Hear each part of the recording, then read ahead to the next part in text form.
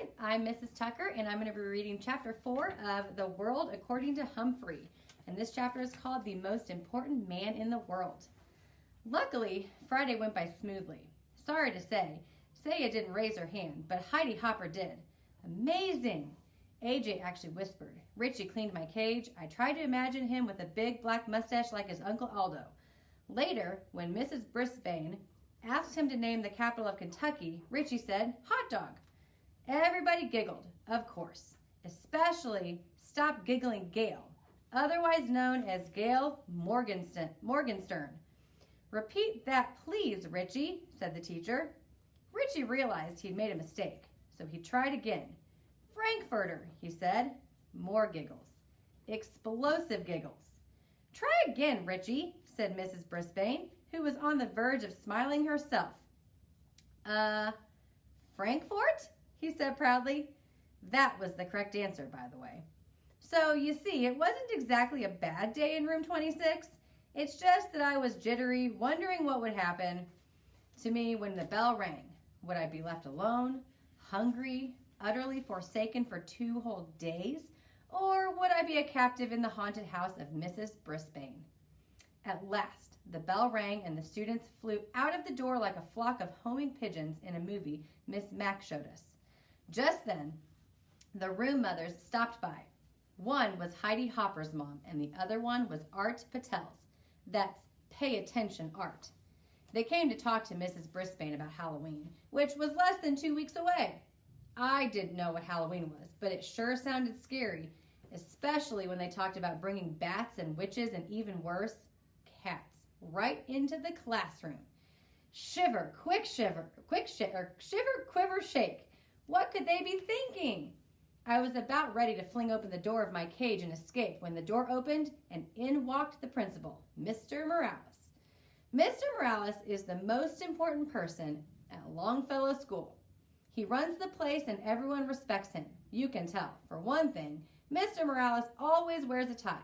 No one else in the whole school wears a tie except Mr. Morales. For another thing, Mr. Morales always wears a tie. No one else in the whole school wears a tie except for Mr. Morales. For another thing, when Mr. Morales comes into the room, everyone stops what they're doing and waits to see what he has to say. And for the third thing, both Miss Mack and Mrs. Brisbane sometimes threaten to send a misbehaving student to Mr. Morales' office. As soon as the teacher mentioned the principal's name, the student would start acting very, very nice. Good afternoon, ladies, said Mr. Morales. He was wearing a light blue shirt and a tie that had tiny books all over it. Everyone said, hello. Well, how's your first week back, Sue? He asked. Sue was apparently Mrs. Brisbane, although I'd never actually thought of her having a first name before. She said it was great to be back and what a wonderful class it was, which obviously pleased the room mothers. Then Mr. Morales leaned over my cage and smiled. His tie dangled right over my head. I'll bet you're enjoying this furry little pupil, he said with a grin. I expected Mrs. Brisbane to tell him what a troublemaking rodent I was, but instead she forced a smile and said, well, yes, but he's quite a bit of extra work. Mr. Morales waved a finger at me. He didn't seem to hear what Mrs. Brisbane said. I always wanted one of these fellows, he said, but my papa wouldn't let me have one. Sure is cute. Mrs. Brisbane cleared her throat. Yes, but I'm afraid he's a little distracting. I was going to see if Mr. Kim in room 12 wants him. I was shocked. Luckily, so were the room mothers. Oh no, the children just love Humphrey, said Mrs. Patel. Heidi talks about him all the time, and it's a wonderful way to teach the kids responsibility, Mrs. Hopper said. Yes, but it's a little too much responsibility for me. Mrs. Brisbane sighed. At least I have a couple days away from him this weekend. You're not taking him home with you? Asked Mrs. Patel. Mrs. Brisbane backed away from the cage. Oh no, it's out of the question. But Miss Mack always took him home, said Mrs. Hopper. He'll be fine. He has plenty of food, Mrs. Brisbane answered very, very firmly. The room mothers were silent a second. Mr. Morales was still wiggling his finger at me. Then Mrs. Hopper spoke up. Why don't the kids take turns bringing Humphrey home for the weekend?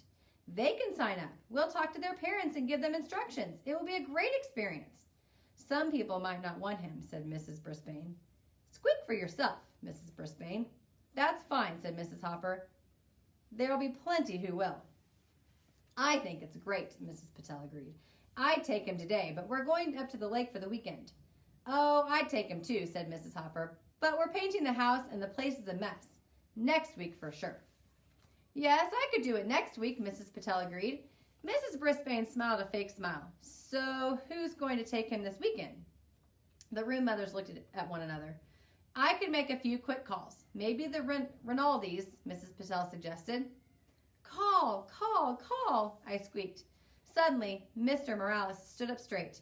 I have a better idea, he announced. I'll take Humphrey home for the weekend. My kids will love him. Then, starting next week, you can have the students take turns. The three women were almost as surprised as I was. Don't worry, he'll be in good hands, Mr. Morales assured them. Well, I guess I would be. After all, I was going home with the most important person at Longfellow School. As he drove me to his house, Mr. Morales told me how he'd always wanted a hamster when he was a kid. But his dad always said they didn't need another mouth to feed. I argued with him. Humphrey, I said, Papa, I will feed him off my own plate. Then Papa said we'd have to buy the cage and stuff to put it in. I guess he was right, Humphrey. We couldn't afford it. He smiled his big smile, but not anymore. Now I'm the principal of my own school. I told you he was important. His house was nice, but I didn't get to see much of it because as soon as we came in the door, two little whirling winds tumbled into the room, shrieking and squealing. Quiet down now. You'll frighten the little fellow, Mr. Morales told them. He got that right. He introduced us. The little boy, who was about 5, was named Willie. He kept poking his fingers through the wires of the cage. I was about to bite him, pure instinct, but then I remembered. This is the son of the most important person at Longfellow School, so I didn't. The little girl, who was about 7, was named Brenda. She kept sticking her face up against the cage and squealing.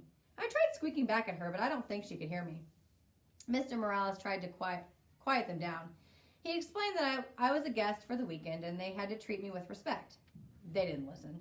A pretty lady rushed through the room, jingling her car keys. I'm late. I have a house to show. She glanced in my direction.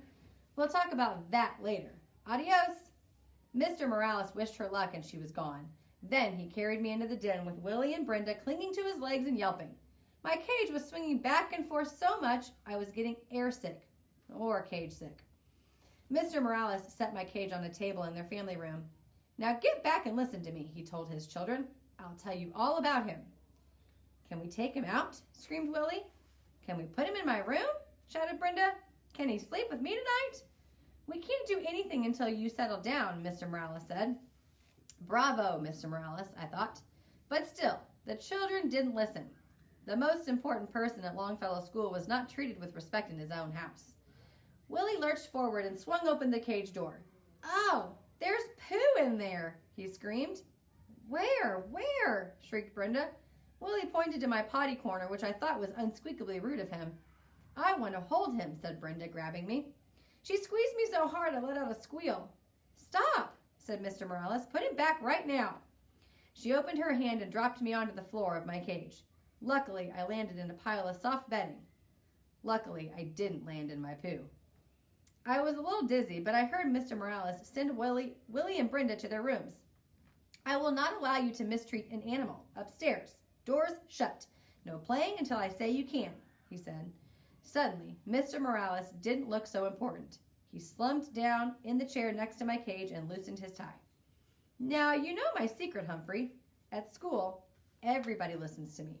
At home, nobody listens to me, he said. Mr. Morales looked tired.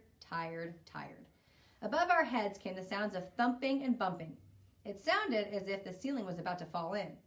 They're bouncing on their beds, Humphrey. Not supposed to do that either, he said. He slowly rose and went to the stairway in the hall. Willie, Brenda, stop that now, he yelled. Surprisingly, the thumping and bumping stopped. They listened, I squeaked when the principal sat down again, but the thumping and bumping began again in a minute. I wish I knew what to do, he said. Some way to teach them a lesson. I nodded. A lesson is just what those children needed, and I was just the hamster to teach them. Tip 4. Never, ever squeeze, pinch, or crush a hamster. If it runs away, squeals, or mutters, leave the hamster alone.